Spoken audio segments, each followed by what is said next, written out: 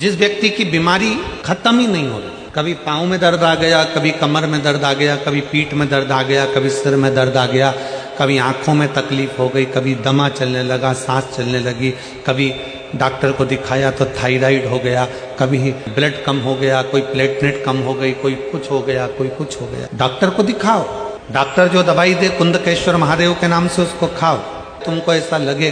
कि ये शरीर का रोग तो समाप्त हो ही नहीं रहा, एक ना एक रोग चल ही रहा,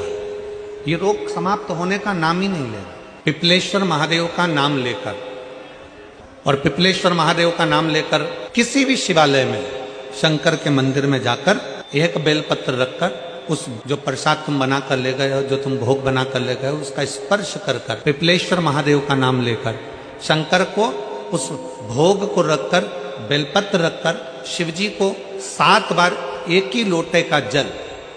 केवल एक लोटे का जल 7 बार उत्तर की ओर मुख कर कर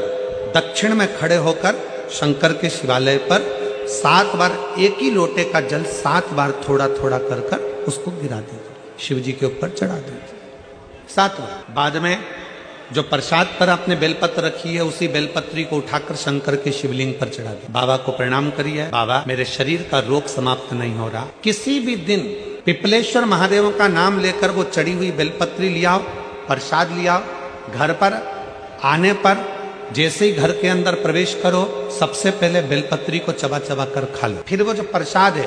उस प्रसाद को 7 गांठ से थोड़ी थोड़ी देर में 7 बार में उसको खा लेना। बाबा देवाधिदेव महादेव का नाम लेकर, पिपलेश्वर महादेव का नाम लेकर प्रणाम कर कर जल का आचमन,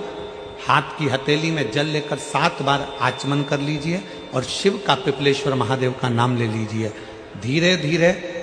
15 दिन लगेंगे और 15 दिन में बीमारियां अपने आप कम होना प्रारंभ हो जाएगी और बाबा आपका हाथ पकड़कर आगे बढ़ाएंगे।